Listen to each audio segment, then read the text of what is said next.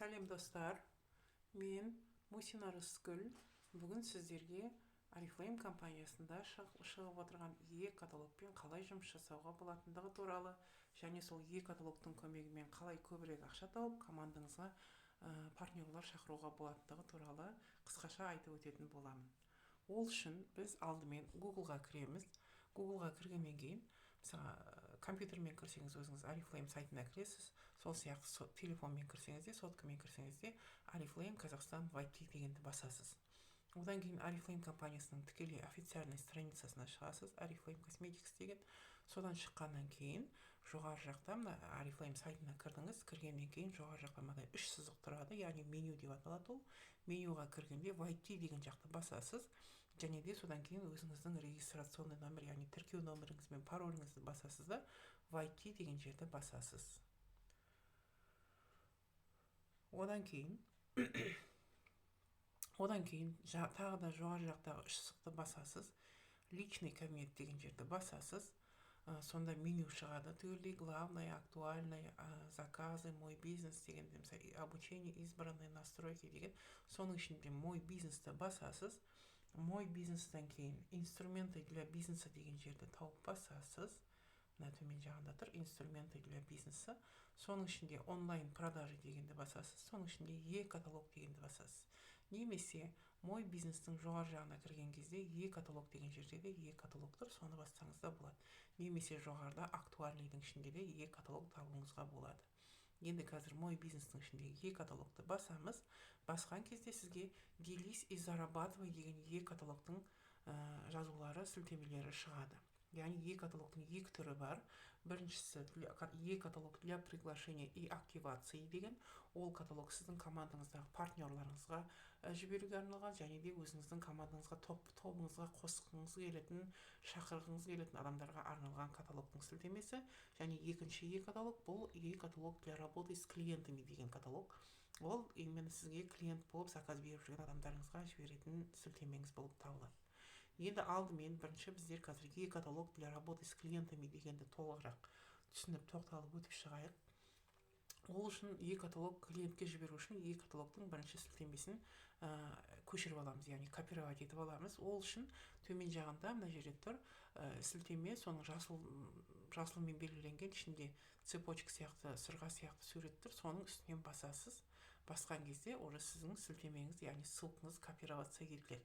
Сіз оны аласыз да өзіңіздің WhatsApp-ыңыздағы мысалға клиентіңізге жібересіз. Мысалы мен қазір өзімнің балама жіберейін, да? Мына жерде мысалы мен мына жерде сілтемені ставить еткен кезде осындай болып сілтеме ол клиентке кетеді. Одан кейін клиентке жібергеннен кейін сіздің клиентіңіз алады да сол сілтеменің үстінен басқан кезде каталог ашылатын болады. Каталог ашылды.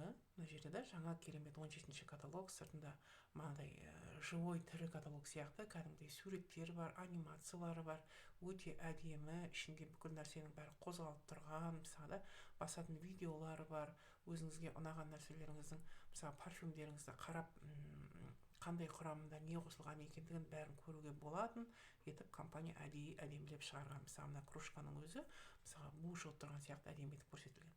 Мысалы егер сізге осы мысалға кружка керек болатын болса, оның қасында мысалы клиентке керек болатын болса, мынаны айтып қоясыз. Мынаның қасында төменде кішкентай ключ, яғни замок сияқты белгі тұр, яғни ол дегеніміз замок емес, ол корзина.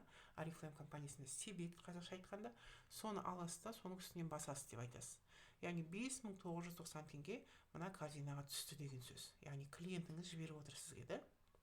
Одан кейін мына жерде мысалы мына суреттері бар, әртүрлі мысалы каждый ненің қасында каталогтың иістерін бәрін білмейсіз ғой, мысалы да тірі каталогты мысалы иіскеп қарайсыз, үстінен сипайсыз да иіскеп қарайсыз. Енді мына онлайн каталогты иіскеп қарай алмайтын болғандықтан мысалы мына парфюм шықты ма, себет, яғни корзина тұр ма, соның қасында тағы да мынадай жанып тұрған мынадай сурет тұрады. Соның үстінен басатын болсаңыз, соның үстінен бассаңыз, яғни бұл парфюмның ішінде қандай состав қосылған, не қосылған, мысалы восточный, цитрусовый, древесный, мандарин, жасмин, сандал, средняя концентрация ароматы деген мысалы ішінде бар қоспасы шығып тұрады. Егер сізге осы ұнады ма, ол клиентке ұнады ма, қасындағы корзинаның суретін басса, міне туалетныйда эклад феме 16 мың, мына жерде де 16 мың төмен жағында да. Мына жерде парфюм эклад мысалы мына жерде керек па? 4400, мына жерде 4400. Клиенттің, яғни каталогтың бағасымен ол адам өзіне керек нәрселерін алады. Енді болды, каталогты соңына шейін осылай қарады, өзіне керек заттарын корзинаға салды. Енді оны сізге қалай жібереді? Ол үшін ол адамға айтып қоясыз, мына жоғары жақта тұрған, жоғары жақта, оң жақта мына 3 сызық тұр, соның қасында корзинаның суреті тұр, соны басасыз деп айтасыз клиентке. Басқан кезде клиенттің берген заказдары бәрі осының ішінде тұрады. Мана клиент не заказ берді, не басты, соның бәрі тұрады. Соны мысалға SMS-пен, WhatsApp-пен, не болмаса Viber деген программа арқылы жіберуге болады. Ол үшін, ол жіберу үшін клиент сізге бұл заказдарын жіберу үшін клиенттің телефонда міндетті түрде сіздің телефон номеріңіз сақтаулы болу керек. Немесе әйтпесе ол сізге заказын жібере алмайды. Сондықтан егерде соцсетке осын салатын болсаңыз, бірінші ол кісінің сіздің телефон номеріңізді жазып алып, сіз оның телефон нөмірін жазып алуды барынша қадағалаған жақсы. Яғни ол кісі сіздің телефон нөміріңіз ода болу керек. Сонда сіздің WhatsApp-ыңызға жібере алады. Енді мысалы айталық, WhatsApp-қа жіберейік. WhatsApp-қа мен мысалы тағы да балама жіберейін. Яғни сол жіберген кезде, мана ол кісі сізге заказын жіберген кезде, міне вот что я хочу заказать в Oriflame 2017 каталогте деген кезде, міне туалетная вода, парфюмерный крем для тела Экла, тағы да мысалы басқа да заказдардың бәрі шығып тұрады. Міне мысалы да осыны жібереді де сізге, сіз уже ол клиентке кері хабарласа аласыз. Мысалы клиентіңіздің есімі Айгүл болса, Айгүл, қалайсың, жақсысың ба? Сен мынадай заказдар маған жіберген екенсің. Мен осының бәрін түгелдей, осы мынау бір штук, мынау 2 штук, сондай алып жіберем ба, дұрыс па? Деп кері уточнить етіп алып, ол кісіге хабарласып, содан кейін заказдарын жіберіп, өзіңіз қалаған жерге кездесіп, апарып беріп, ақшаңызды алуға болатын мүмкіншілік. Және де одан басқа сіз өзіңіздің клиентіңіздің көбінесе не зат сізден заказ беріп алатынын білесіз. Мысалға біреулер болады бет күтімін ұнатады, біреулер болады парфюмдарды жақсы көреді, біреулер болады декоративный косметиканы жақсы көреді, бір адамдар болады денсаулығы болған важный wellness өнімдерін мысалы алған жақсы көреді. Не болмаса бір адамдар мысалы жолдасына, я інісіне, я баласына, мысалы туған күніне, не тағы да басқа мейрамдарға сыйлық іздеп жүрген болуы мүмкін. Тем более қазір алдымыздан жаңа жыл келе жатыр. Өзіңіздің клиентіңіздің ұнамына, талғамына сай етіп онлайн каталог жасап шығаруыңызға болады. Оны қалай жасаймыз? Ол үшін қайтадан өзіміздің манағы жіберген каталог мынадай немізге кіреміз. Мысалы клиентке жібердіңіз ғой, міне соның ішіне кіресіз да, каталог ашылады. Каталог ашылған кезде сіз мына жерде жоғары жағында 3 сызық тұрады. 3 сызық тұрады. Сол 3 сызықтың ішінде мысалы поиск, поделиться, загрузить как PDF, построить свой собственный каталог деген тұрады. Мына жерде ең астында построить собственный каталог дегенді басасыз. Сол кезде бүкіл каталогтың бәрі беті ашылады. Мысалы да, ол адамға мүмкін жаңа жылға бір нәрселер керек болар. Мысалы 180 бет каталогты қарағанша, мысалы парфюмдер керек болар. Мысалы 20, 30, 15 шақты бетті, мысалы сіз өзіңіздің клиентіңізге мысалы парфюмдер керек деген болар мүмкін сізге да. Jardin Gold сериясы ыңғайлы, мана әдемі болып шығып тұрған болар. Соларды мысалы таңдап, өзіңіздің қалаған таңдаған беттеріңізді сол клиентіңізге жинақтап жіберуіңізге болады. Мысалы мен мынаның декоративный косметика керек екенін білем оған, және де мысалы парфюмдар керек екенін білетін болса, осының бәрі мысалы 19-20 бет каталог болды. Содан кейін мына жерде предпросмотр блокнота деген жер бар. Соны басасыз. Сол кезде сіздің қандай беттер салғаныңыз бәрі қалай салдыңыз, сол күйінде очередьпен бетіп шығып тұрады. Одан кейін создать каталог дейсіз. Создать каталог болғанда Facebook, Twitter, тағы да басқа да сайттарға сообщениемен жіберуге болады. Бірақ сіз өйтпейсіз, копировать деген сөз бар, соны басасыз.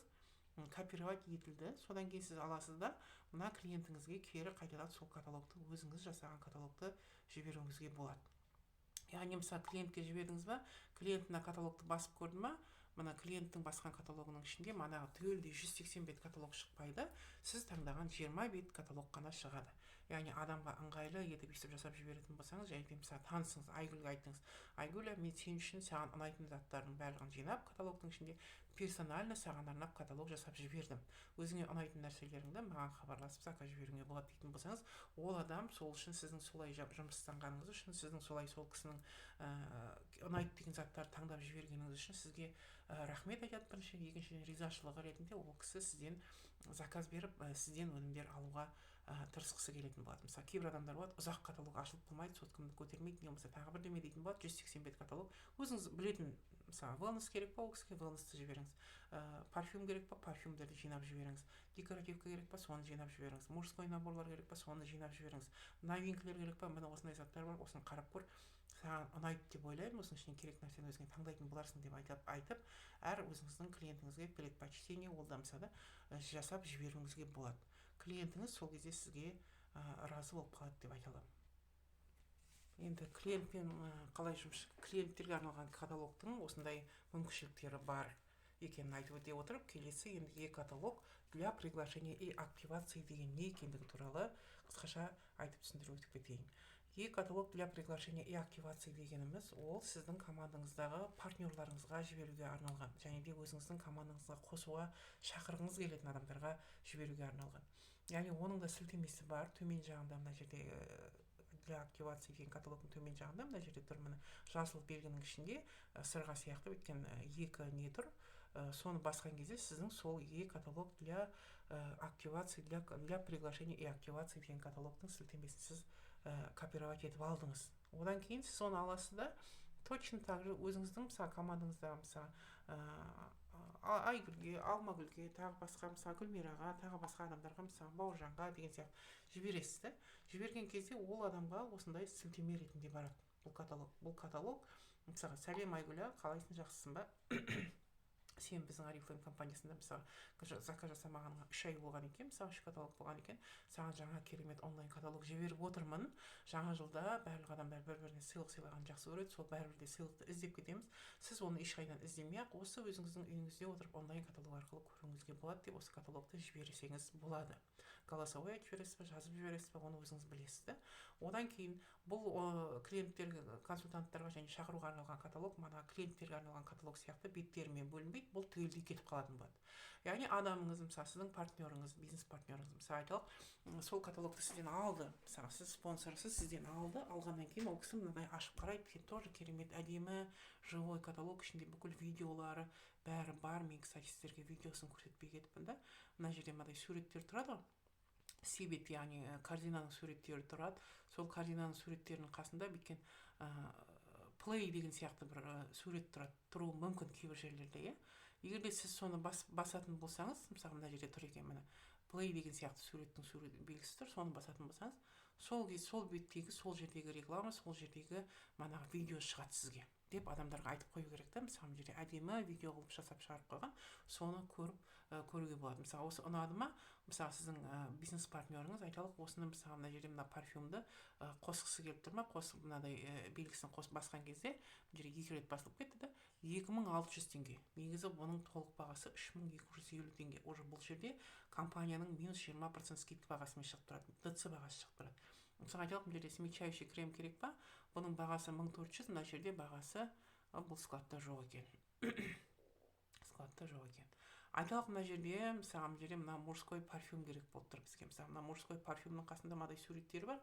Ішінде ароматический водный, сицилийский бергамот, черный кардамон, пачули деген. Ішінде пачули деген именно ақша шақыруға арналған май екенін бәріміз де білеміз да.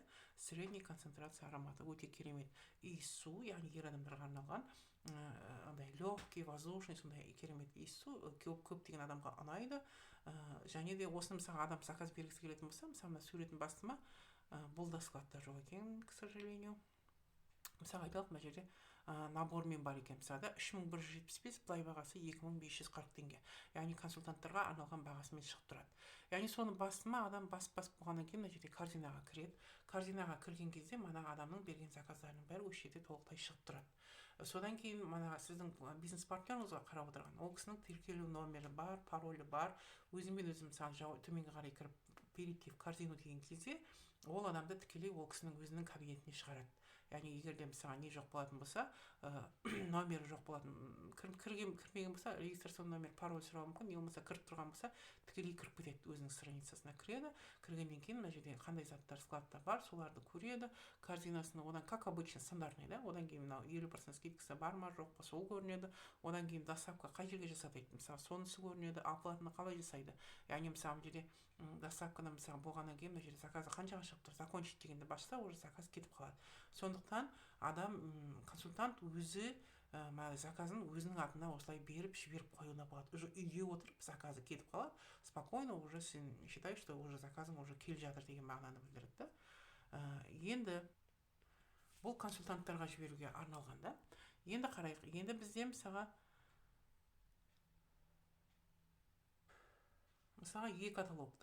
каталогтың сол консультанттарға жібердік да. Бұл жерде для приглашения и активации деген. Енді сіз Oriflame компаниясына тіркелгіңіз келетін және сіз өзіңіз шақырғыңыз келетін адамдарға жіберуге болады. Мысалы Oriflame компаниясында номері жоқ тіркелмеген адамдарға. Ол үшін осы каталогта каталог для приглашения и активации деген сілтемені жіберетін болсаңыз, ол адам манағыдай клиент, консультант таңдаған сияқты заказдарын бүйтіп таңдап алады. Одан кейін корзинаны басқан кезде ол кісіге уже форма шығады, регистрационный форма шығады. Тіркеліңіз, фамилия, имя, отчество, именіңізді жазыңыз, телефон нөміріңізді жазыңыз, және домашний адресіңізді жазыңыз деп шығарып береді компания.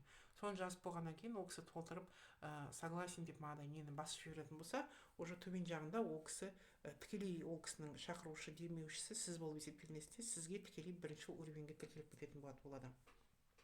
Бірінші уровеньге тіркеліп кеткеннен кейін заказының бәрін салды. Тіркеліп тұрғаннан кейін ол кісіні егер де сіз өзіңіздің растущий командаңызға тіркегіңіз келетін болса, оның ешқандай қиындығы жоқ. Кабинет приглашающего спонсоры дегенге кіресіз де, өзіңіздің қалаған жеріңізге, қалаған адамыңызға қарай тіркеп беруге болатын мүмкіншілік бар екенін, оны бәріңіз де білетін боларсыздар деп ойлаймын. Және де ол каталогтың төмен жағында мына жерде делись своей реферальной ссылкой деген төмен жағында ссылка тұр.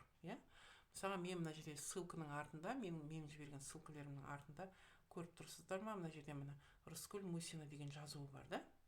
Рыскүл Мусина деген жазуы бар. Мына ненің артында. Яғни ол қалай жасалған? Бұны жасау үшін мына жерде мына үшінші болып тұрған делись своей реферальной ссылкой деген жерде сіз мысалға мына жерде бүйтіп мынаны басасыз сілтеменің үстінен. Сілтеменің үстінен басқан кезде сізге шығып тұрады. Мына жерде сол бетте шығады, сілтеменің толық түр нұсқасы шығады, бірақ сіз артына сол сілтемеден кейін ешқандай пробел ештеме қоймай, тиремен, нижний пробелмен жазуға болады. Аты жөніңізді жазып қойған. Мысалы мен өзім сол сілтеменің артынан Рыскүл Мусина деп жазып қойғанмын. Не болмаса мысалы для моих красивых подружек деп жазып қоюға болады. Не болмаса сіз үшін арналған каталог деп жазып қоюға болады да. Мысалы сөйтіп жазып қоятын болсаңыз, және де мынаның төмен жағында обновить деген жер тұрады. Мен де жасап қойғаным үшін шықпай тұр.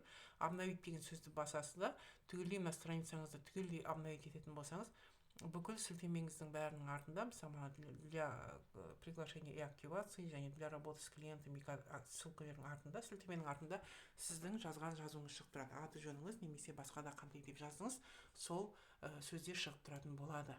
Яғни адам уже сіз уже өзіңіздің ссылкаңыз екенін сол арқылы білуіңізге болады.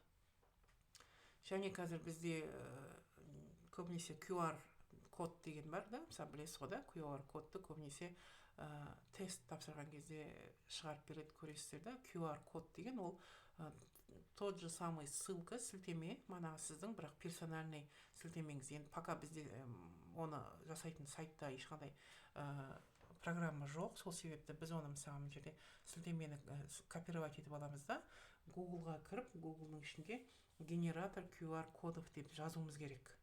Қазір мен сізге мысалы ол генератор QR кодовты жазу үшін, мысалы жерде код алып алғаннан кейін, QR-ды алып алғаннан кейін, ол QR-ды алып, манадай неге шығарып қоюға болады, қағазға распечаталып етіп алып, оны шығарып қоюға болады мана неңізге. Страницаңызға шығарып қоюға, соцсетке мына сілтемен, кстати, мына каталог для приглашения и активации деген ссылканы алып, өзіңіздің инстаграмыңызда сайт деген жер болады, соған салып қоюға, соцсеттерге салып қоюға болады.